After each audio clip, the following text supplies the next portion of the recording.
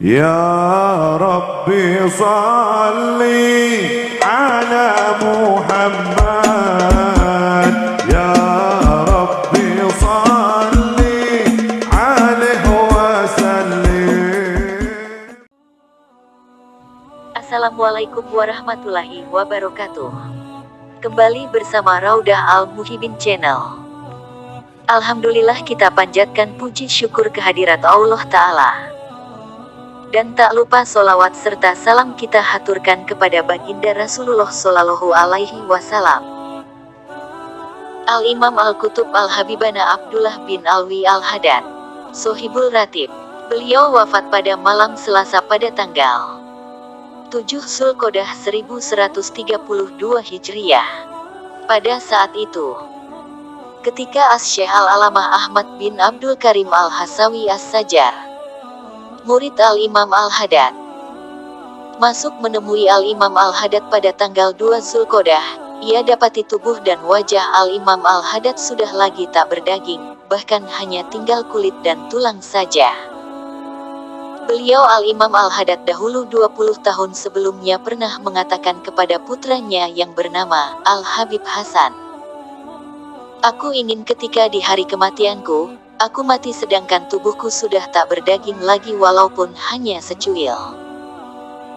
Al-Imam Al-Haddad ketika di masa sakitnya yang mendekati kewafatan, beliau banyak mengucapkan hadis Nabi Shallallahu Alaihi Wasallam, yaitu, dua kalimat zikir ini ringan untuk diucapkan di lidah, dan tapi berat besar pahalanya pada timbangan amal kebaikan, dan sangat dicintai oleh Allah Subhanahu wa Ta'ala, yakni kalimat Subhanallah wa bihamdihi Subhanallahil Azim. Dahulu Al-Imam Al-Haddad di akhir-akhir masa sakitnya banyak mengucapkan, "Ya Ahmad, ya Muhammad." Dan dahulu Al-Imam Al-Haddad di akhir-akhir hayatnya banyak mengangkat kedua tangannya. Kemudian beliau letakkan di atas dadanya, seperti gerakan takbiratul ihram di dalam sholat. Kemudian beliau letakkan kedua tangannya di atas paha beliau, seperti duduk tasyahud di dalam sholat, sambil menggenggamkan kedua telapak tangan beliau dan mengangkat tasbih.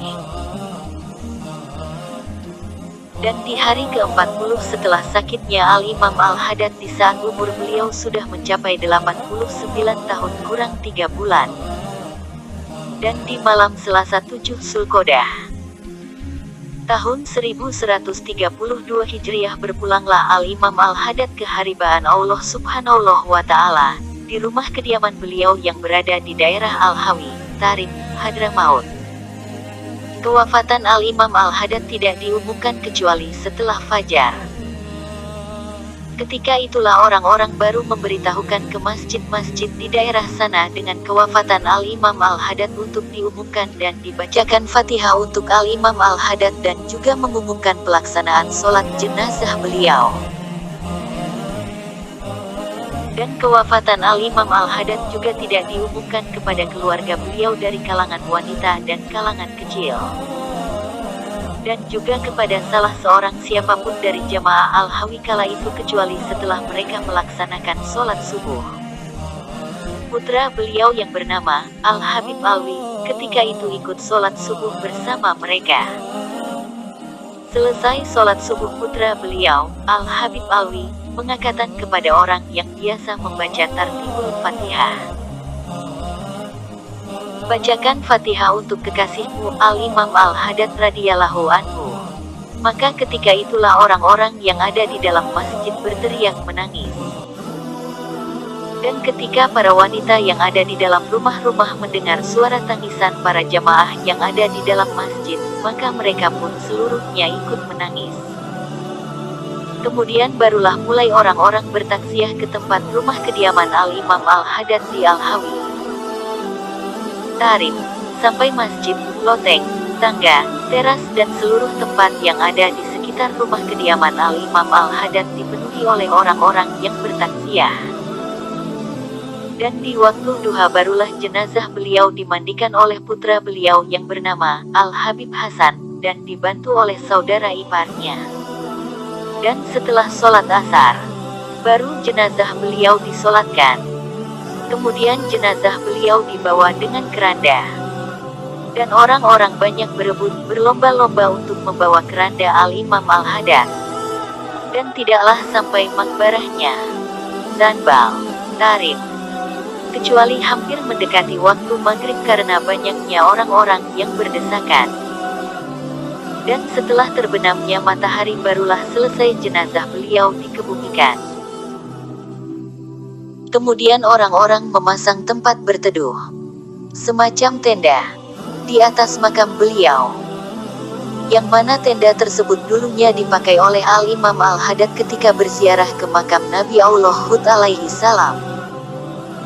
Dan orang-orang yang membaca Al-Quran berada di bawah tenda itu.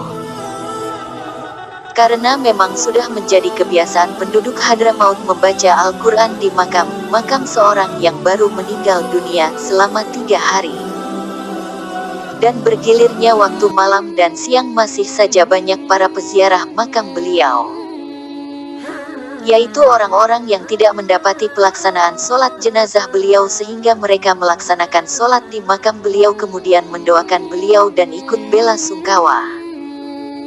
Adapun tentang tempat makam Al-Imam Al-Haddad sebagaimana yang diberitakan oleh As-Sayyid Ali Aidid, bahwasanya As-Sayyid Ali Aidid ini dulu pernah menemani Al-Imam Al-Haddad di saat beliau menziarahi pemakaman Zanbal, Tarim. Dan itu sudah beberapa tahun yang telah lalu sebelum Al-Imam Al-Haddad wafat. Tatkala Al-Imam Al-Haddad keluar dari kubah makam Al-Habib Al-Imam Al-Qutub Abdullah bin Abu Bakar Al-Aidrus Al-Akbar, beliau melangkah beberapa langkah ke suatu tempat yang saat sekarang menjadi tempat makam beliau.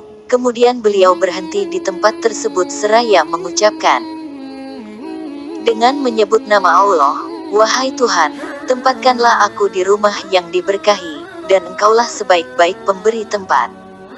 Referensi kitab Tarjamatul Imam Al-Haddad Mujadid Al-Qarni Tsani Asyar Al-Hijri.